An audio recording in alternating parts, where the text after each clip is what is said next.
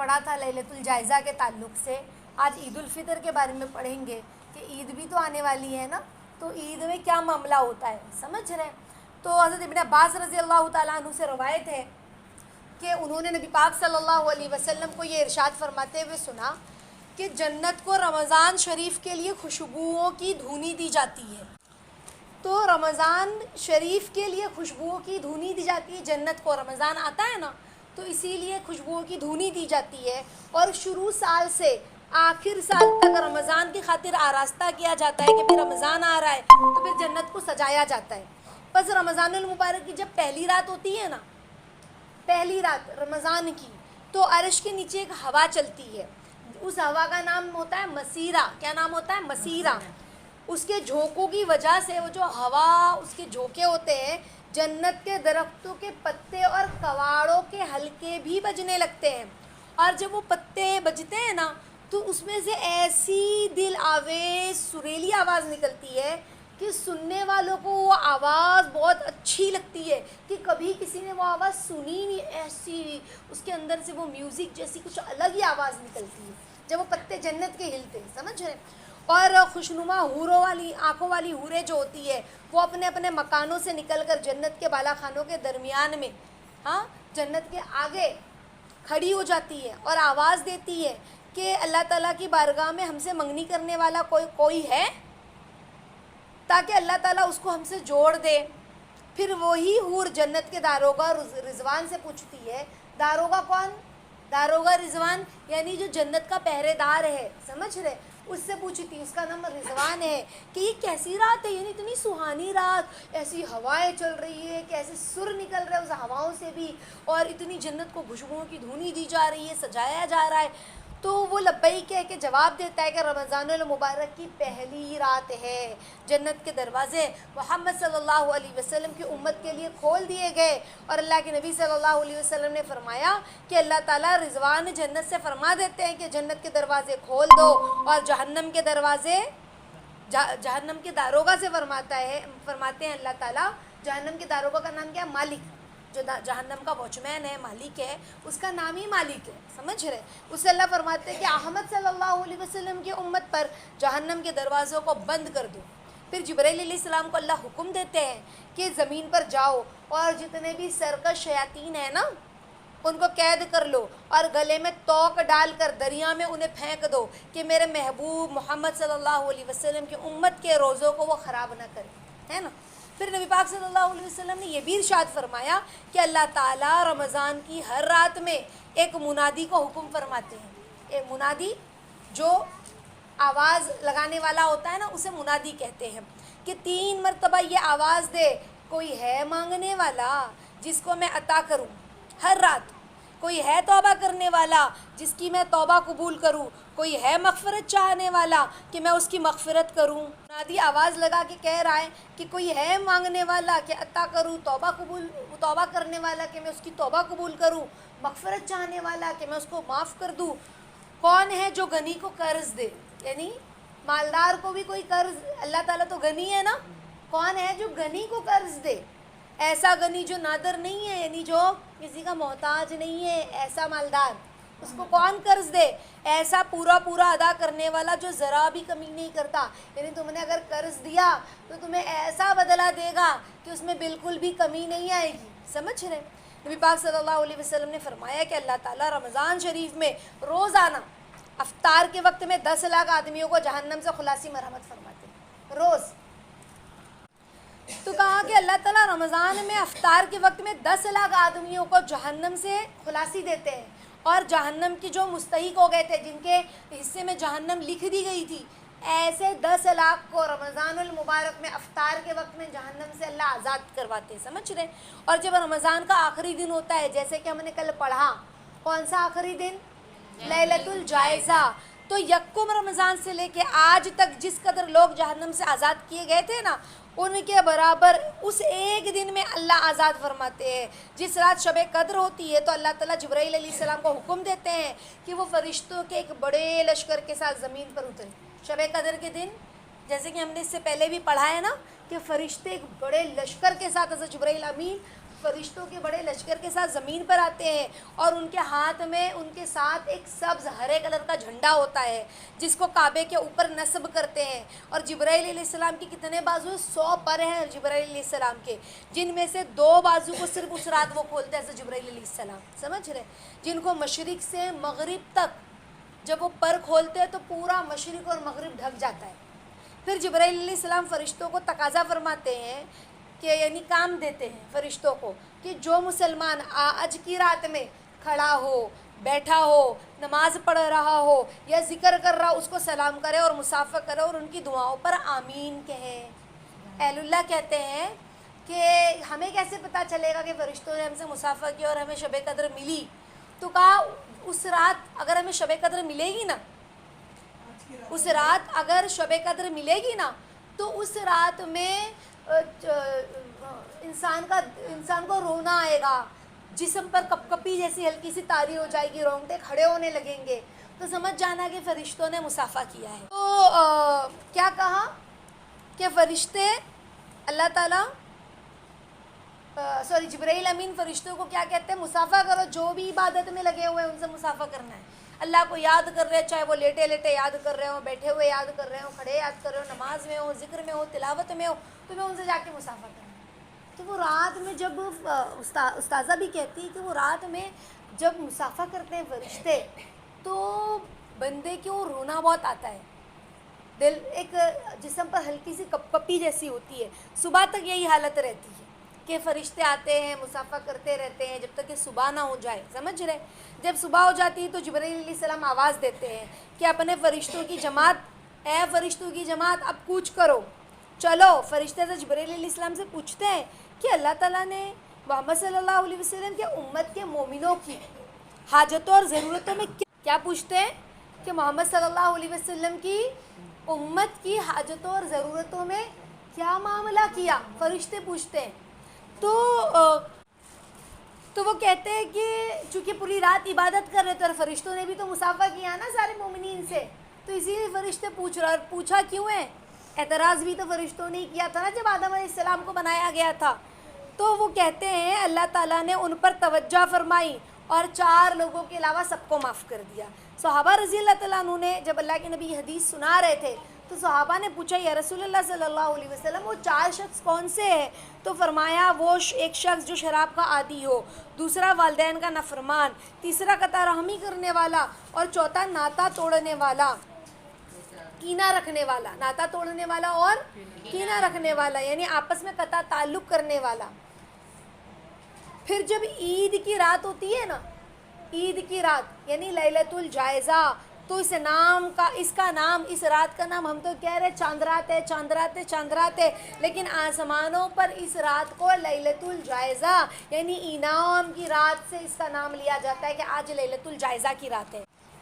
اور جب عید کی صبح ہوتی ہے یعنی عید کا دن آ گیا، اب صبح ہو گئی، تو اللہ تعالیٰ فرشتوں کو تمام شہروں میں بھیج دیتے ہیں، سمجھ رہے؟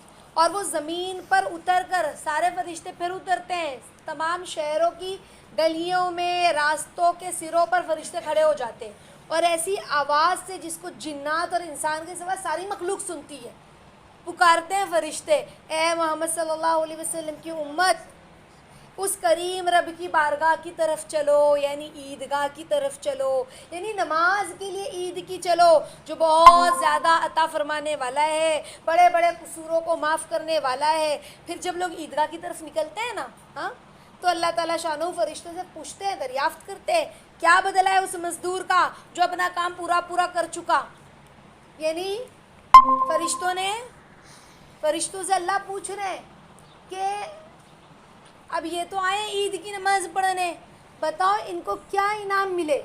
انہوں نے ایسی مزدوری کی ہے کہ انہوں نے اپنا پورا کام پورا کر لیا ہے. تو وہ کہتے ہیں اے ہمارے معبود اور ہمارے مالک، اس کا بدلہ تو یہی ہے کہ اس کی مزدوری پوری دے دی جائے فرشتوں کی، جو فرشتوں نے کام جو امت نے انسانوں نے کام کیا ہے، روزے رکھے، تراویح پڑھی، تو اللہ ان کو تو پوری مزدوری دے دی جائے. تو اللہ تعالیٰ فرماتے ہیں فرشتوں میں تمہیں گواہ بناتا ہوں، میں نے ان کو رمضان کے روزوں اور تراویح کے بدلے میں اپنی رضا اور مغفرت عطا فرما دی۔ اور بندوں سے اللہ خطاب کر کے ارشاد فرماتے ہیں اے میرے بندو مجھ سے مانگو۔ کیا کہتے ہیں اللہ؟ میرے بندو، عید کے دن اللہ کہتے ہیں اے میرے بندو مجھ سے مانگو، میری عزت کی قسم، میرے جلال کی قسم، آج کے دن اپنے اس اجتماع میں سب جمع ہوئے ہیں نا، سب جمع ہوئے ہیں اپنے اس اجتماع میں، مجھ سے اپنی آخرت کے بارے میں جو سوال کرو گے عطا کروں گا، دنیا کے بارے میں جو سوال کرو گے اس میں تمہاری مصلحت پر نظر رکھوں گا کہ تمہیں دینا چاہیے کہ نہیں دینا چاہیے۔ جیسے ایک ماں ہوتی ہے، وہ اپنے بچے کو کڑوی دوا پلاتی ہے تو بچہ روتا ہے نہیں پینا نہیں پینا، تو ماں کیا کرتی ہے؟ مصلحت پر نظر رکھتی ہے، نہیں پلاؤں گی تو اس کی تکلیف بڑھ جائے گی، تو اس کو پکڑتی ہے، پیروں میں جکڑتی ہے، منہ دباتی ہے اور اس کی ناک دباتی ہے اور منہ میں یوں ڈال دیتی ہے دوا، ہے نا، کہ پینا تو پڑے گا بیٹا۔ تو اللہ رب العزت بھی ہماری مصلحت کو دیکھ رہے ہیں، ہمیں ایسا لگتا ہے کہ ہم کو یہ بھی چاہیے یہ بھی چاہیے یہ بھی چاہیے، اور اللہ ہماری دعاؤں کو نہیں سنتے، لیکن اللہ کو پتہ ہے اگر میں دے دوں گا تو پھر اس کا نظام الگ ہو جائے گا، یہ تکلیف میں آ جائے گی بندی، سمجھ رہے؟ تو اللہ کہیں ہماری نیکیوں کو بڑھانا چاہتے ہیں، ہمارے درجات کو بڑھانا چاہتے ہیں۔ اللہ تو رحمان ہے نا، ہم کو کیا معلوم، جیسے ایک بچہ ہوتا ہے نا، وہ کہتا ہے میری اماں سمجھتی ہی نہیں ہے، میں بول رہی ہوں مجھے ٹیوشن نہیں جانا اور اماں کو ترس ذرا بھی نہیں آ رہا ہے، بول رہی ہوں میری زبان دکھ رہی ہے لیکن اماں کو ترس بالکل نہیں آ رہا ہے، اماں بھی تو زبردستی ٹیوشن بھیجتی ہے، لیکن بچے کو کیا، بچے کو تو لگ رہا ہے کہ اماں کو ترس نہیں آ رہا ہے، لیکن بچہ نہیں جانتا کہ میرا فائنل ایگزام ہے اور میری اماں چاہتی ہے کہ میں اور اچھا پڑھائی کروں اور اچھے سے پاس ہو جاؤں تاکہ پھر دوبارہ ایک سال ویسٹ نہ ہو، سمجھ رہی ہے بات؟ تو اسی طرح ہمیں نہیں معلوم، ہمیں لگتا ہے کہ اللہ تعالیٰ یہ میرے ساتھ آپ نے کیا کر دیا، میں نے تو آپ کی عبادتیں بھی کی اور نمازیں بھی پڑھی، میں آپ سے اتنی دعائیں مانگتی ہوں، آپ مجھے نہیں دیتے، آپ مجھے نہیں دیتے۔ جیسے میں آپ کو ایک ایگزامپل دوں، ایک مرتبہ ایک شخص دیکھو میں آپ کو ایک اور ایگزامپل کے ذریعے سمجھاتی ہوں۔ تو کہا کہ جیسے کہ اگر ہم ایک واقعے کی طرف نظر کرتے ہیں تو واقعہ سورہ کہف میں جو ہمیں ملتا ہے نا، کہ حضرت خضر علیہ السلام نے ایک شخص، ایک بچے کو مار دیا ہے نا، قتل کر دیا، تو بعد میں موسیٰ علیہ السلام کو انہوں نے بتایا کہ اگر میں اس بچے کو قتل نہ کرتا تو بڑا ہو کر یہ ایسا کفر پر آتا، ایسا مطلب ظالم اور کافر ہو جاتا ہے کہ یہ اپنے خاندان والوں کو بھی اس چیز پر لے آتا، اسی لیے میں نے اس کو قتل کر دیا، سمجھ رہے؟ تو بسا اوقات انسان کو لگتا ہے اللہ میں مانگ رہی ہوں، جیسے کہ انسان کہہ رہا ہے کہ اللہ مجھے اولاد دے دیجئے، اللہ مجھے اولاد دے دیجئے، اللہ مجھے اولاد دے دیجئے، اور اللہ نے اس کو اولاد دے بھی دی، اللہ سے مانگا اور اللہ نے اسے دے بھی دی۔ اب وہ اولاد بڑی ہو کر ایسی نافرمان اور ایسی بدتمیز بنی کہ ماں باپ نے سوچا کہ کاش یہ پیدا ہوا تھا تو مر کیوں نہیں گیا ہوتا، کہ مجھے اتنی رسوائی اور اتنی ذلت نہ دیکھنی ہوتی، کاش میں نے اس کو جنم ہی نہ دیا ہوتا، کاش یہ پیدا ہی نہ ہوا ہوتا، میں بغیر اولاد کے رہ لیتی۔ اللہ سمجھ رہے؟ تو ہمیں نہیں معلوم کہ اللہ نے ہم سے کیا چاہا ہے، ہم نہیں جانتے کہ ہر چیز کے پیچھے اللہ کی کیا مرضی ہے، مال دینے میں بھی لینے میں بھی، امیری دینے میں بھی لینے میں بھی، سمجھ رہے ہیں، غریبی دینے میں بھی لینے میں بھی۔ ہمیں لگتا ہے اللہ پاک میں تو اتنی عبادت کرتی ہوں، فلاں کو آپ نے اتنے پیسے دیے، فلاں کو اتنے دیے، فلاں کو اتنے دیے، میں کیوں اتنی محتاج ہوں، ہمیں یوں لگ رہا ہے، لیکن اللہ کو نہیں، ہم کو نہیں معلوم کہ اللہ ہم میں کیا دیکھنا چاہتے ہیں۔ کسی کو اللہ دے کر آزماتے تو کسی کو لے کر آزماتے، سمجھ رہے ہیں، کسی کو اچھی شکل صورت دے کے آزماتے ہیں تو کسی کو اللہ لے کر آزماتے ہیں، ہم نہیں جانتے اللہ کے پیچھے کیا، اللہ کی ہر چیز کے پیچھے کیا مصلحت ہے۔ تو وہی اللہ کہتے ہیں کہ عید کے دن کہ تم جو مانگو گے نا، اگر آخرت کا سوال کرو گے تو میں پورا کروں گا، اور دنیا کا سوال کرو گے تو تمہاری اس پہ مصلحت پر میں نظر رکھوں گا، میری عزت کی قسم کہ جب تک تم میرا خیال رکھو گے میں تمہاری غلطیوں پر ستاری کروں گا، تمہاری لغزشوں پر ستاری کروں گا، اس کو چھپاتا رہوں گا جب تک کہ تمہیں میرا خیال رہے گا، تمہیں میرا احساس رہے گا کہ اللہ آپ ہیں نا میرے، سمجھ رہے ہیں، میری عزت کی قسم اور میرے جلال کی قسم میں تمہیں مجرموں اور کافروں کے سامنے رسوا اور فضیحت نہ کروں گا۔ اللہ کہہ رہے، اللہ قسم کھا رہے ہیں کہ تم اگر مجھے یاد رکھو گے نا، تو اللہ قسم کھا کے کہہ رہے ہیں کہ پھر میں تمہیں رسوا نہیں کروں گا۔ آج ہم رسوا کیوں ہو رہے ہیں جانتے ہیں؟ وجہ کیا ہے؟ ایک وقت تھا کہ لوگ مسلمانوں کو دیکھتے تھے تو عزت کرتے تھے، سمجھ رہے؟ ایک رعب تھا، ایک دبدبا تھا. آج کیوں نہیں ہے؟ آج بھائی مسلمان دکھ رہا پکا تو پھر لوگ مار رہے کہ بھئی یہ مسلمان ہے، داڑھی ٹوپی والا ہے. کیوں؟ وجہ کیا؟ یہی وجہ ہے کہ ہم اللہ کو بھول گئے. ہم نے نماز پڑھی اور ہمیں لگا ہم نے تو اللہ کو یاد رکھا، اور روزہ رکھا اور ہمیں لگا ہم نے اللہ کو یاد رکھا. لیکن اللہ کو یاد رکھنے کا مطلب کیا؟ حرام کو حرام جاننا اور حلال کو حلال سمجھنا. زندگی میں 24 گھنٹے کی زندگی میں چھوٹی چھوٹی چیزوں پر نظر رکھنا. اخلاق، کردار، گفتار، معاملات آج ہمارے بگڑ گئے. سود کا لینا دینا عام ہو گیا، بے حیائی عام ہو گئی، زنا عام ہو گیا. انسان نہیں بھی غلط مردوں سے مل رہا ہے یا عورتوں سے مل رہا ہے، لیکن کچھ نہیں تو موبائل میں ہی غلط چیزیں دیکھ رہا ہے. سمجھ رہے؟ تو کہا کہ میں تمہیں کافروں کے سامنے، جب تک کہ تم مجھے یاد رکھو گے، میرا خیال رکھو گے، تو میں کافروں کے سامنے تمہیں رسوا نہیں کروں گا. بس اب بخشے بخشائے اپنے گھر کو لوٹ جاؤ، تم نے مجھے راضی کر دیا اور میں تم سے راضی ہو گیا. اللہ اکبر. اللہ کہہ رہے نماز پڑھ کر جب نکل رہے ہیں تو کہہ رہے ہیں نا، بس فرشتے اس اجر و ثواب کو دیکھ کر اس امت کو افطار کے دن ملتا ہے، جو اس امت کو افطار کے جو عید کے دن جو ثواب ملتا ہے امت کو، اس ثواب کو دیکھ کر فرشتے خوشیاں مناتے اور کھل جاتے. او ہو، اتنے اچھے لوگ ہیں یہ لوگ کہ اتنا انعام ملا. جیسے اگر ہمیں کوئی ایک مسلمان، ہم نہیں، کوئی مسلمان اچھے لیول پر، پورے ہندوستان لیول پر، ورلڈ لیول پر، یا پھر پوری کنٹری لیول پر وہ فرسٹ ڈویژن پاس ہو جائے اور وہ مسلمان ہو، تو ہمیں کتنا اچھا لگتا ہے کہ مسلمان نے نام روشن کیا. سمجھ رہے؟ اسی طرح فرشتوں کو خوشی ہوتی ہے کہ اتنے انعام ملے، اتنی انہوں نے عبادت کی کہ اللہ اتنے خوش ہو گئے ان سے. سمجھ رہے؟ اللہ تعالیٰ ہم سب کو سچا بنائے. اب دیکھو، یہ تو بات ہو گئی عید کے دن. پوری ایک حدیث لمبی ہے نا، تو انشاءاللہ ہم بھی اللہ سے خوب استغفار کریں. بس ہم نے اللہ تعالیٰ پوچھتے ہیں فرشتوں سے کہ کیا بدلہ ہے جس نے اپنی مزدوری پوری کر دی. حالانکہ ہم نے مزدوری صحیح سے کی ہے، ڈھنگ سے کی ہے. تھکی تھکی تراویح، لوٹے لوٹے روزے، اللہ کی رضا کے لیے ہم کچھ بھی نہیں کر سکے. بغیر دل کے رغبت کے اس کو پورا کیا، بغیر چاہت کے اللہ کو پکارا، دعاؤں میں آنسو نہیں تھے. اللہ تعالیٰ نے ایسے نہ کہا تو نے ناقدری کی، جبکہ ہماری تراویح تو ادھوری تھی. کیسی تھی؟ روزے بے روح، ذکر استحضار سے خالی، تلاوت لذت سے خالی. لیکن اللہ بتا رہے ہیں فرشتوں کیا دینا ہے. اللہ نے اپنے بندوں کے گناہوں کو چھپا دیا. تو عید کی خوشی تو حقیقت میں ایمان والوں کو ہوتی ہے. سمجھ رہے؟ عید کی خوشی کس کو ہوتی ہے؟ حقیقت میں ایمان والوں کو ملتی ہے. تو نے راتوں کو جا کر مجھے راضی کیا، تو نے میرے سامنے تڑپ کر مجھے راضی کیا.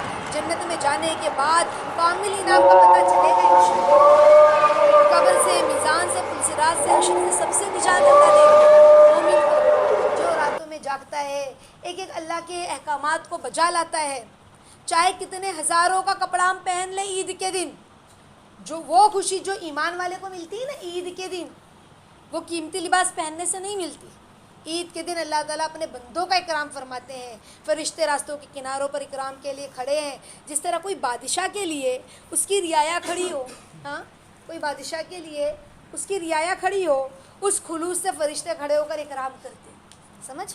جس طرح اللہ اپنے بندوں کا فرشتوں سے اکرام کرواتے ہیں. صوفی کا اکرام ویسا ہی شرابی کا بھی اکرام ہو رہا ہے. جیسے اللہ والوں کا اکرام اللہ کرا رہے ہیں، اس جماعت میں جو بھی ہے نماز پڑھنے کے لیے، چاہے شرابی ہو، چاہے صوفی ہو، اللہ والا ہو، دیندار ہو، بے دین ہو، ہر کوئی کا اکرام فرشتے کر رہے جو نماز پڑھنے نکلے ہیں عید کی. ہاں، سر جھکائے کھڑے ہیں فرشتے اکرام کے لیے.